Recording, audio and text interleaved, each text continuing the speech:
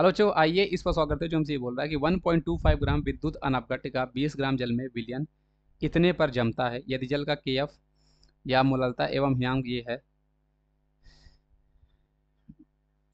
तो विलेय का अणुभार आपके पास क्या हो जाएगा। मतलब उसने हमसे हिमांक भी बताया है और मोललता आपके पास ये जो हमारे पास होता है केएफ वो भी उसने हमें बताया हुआ है। तो विलेय का अणुभार क्या होगा आपको यहाँ पे बताना है और कितने में जमता है ये भी बताया है। तो फॉर्मूला आपको समझ गए बच्चों, डेल्टा टी एफ आपको लगाना है, के एफ इंटू एम लगाना है।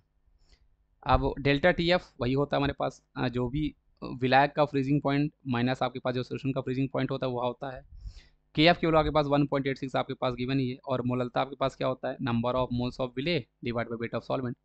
नंबर ऑफ मोल्स ऑफ विले कैसे निकालोगे, उसने खुद बोला है कि 1.2 ग्राम विद्युत अनपघट्य है और 20 ग्राम, तो उसका वेट 1.25 है। मोलिकुलर वेट उसका मैं निकालना थी, नंबर ऑफ मोल्स हो गया, वेट ऑफ सॉल्वेंट उसने क्वेश्चन में 20 ग्राम बोला हुआ है, ग्राम है तो मल्टीप्लाई बाय 1000 करोगे। डेल्टा टी एफ आप निकाल लो, ये आपके पास वैल्यू उसने हमसे 273.15 ऑलरेडी बोल रखा है और ये 271 है, तो ये आपके पास 273.15 है, उसमें आप माइनस करोगे कितना 271.94 तो ये आपके पास हमारे पास 1.86 इंटू ये मल्टीप्लाई कर दो तो ये 1250 आसपास बन जाएगा और डिवाइड में आपके पास बच्चों एम और इंटू 20 आपके पास रहेगा, तो ये जीरो से जीरो आपके पास कैंसिल हो जाएगा। इसी चीज़ को सॉल्व करोगे तो एम किलो हमारे पास बच्चों निकल के आने वाली जो कि 1.86 इंटू 125 और आपके पास ये 2 और मल्टीप्लाई में ये आपको करना है। तो सॉल्व करने पे आपके पास आंसर बच्चों हमारे पास निकल के आपके पास जो आएगा, फॉर्मूला बेस्ड क्वेश्चन था है ना, बस वैल्यू पुट करना बच्चों अगर आपको आ जाएगा तो बहुत कुछ आपका सॉर्टेड हो जाएगा। जिन बच्चों को वैल्यू पुट करना आ जाएगा ना तो उनकी काफ़ी सारी चीज़ें सॉर्टेड हो जाती है बच्चों। ज़्यादातर क्वेश्चंस आपके पास आजकल बच्चों वैल्यू पुट करने वाले ही आ रहे हैं, चाहे जेई हो चाहे आपका नीट हो।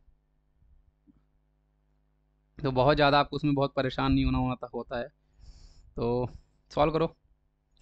तो सॉल्व करने पे वैल्यू बच्चों हमारे पास वैल्यू जो आपके पास होगी तो कितनी आ रही होगी अप्रॉक्सीमेट, देखो 1.25 को इसको मैं करूँगा तो ये ऑलमोस्ट 100 होगा, 186 हो जाएगा, 2 से डिवाइड करूँगा तो 2 9 93, मतलब 93 के आसपास वाली वैल्यू आनी चाहिए जो कि आपके पास ऑप्शन नंबर डी दिख रही है। देखो हमें एग्जैक्ट आंसर नहीं निकालना होता है, हमें राउंड फिगर करके निकालना होता है और राउंड फिगर करके मैंने आपको बता दिया इसका सही जवाब आपके पास डी आपके पास आ जाता है। आई होप आपको ये चीज़ समझ में आ गई होगी। Thank you.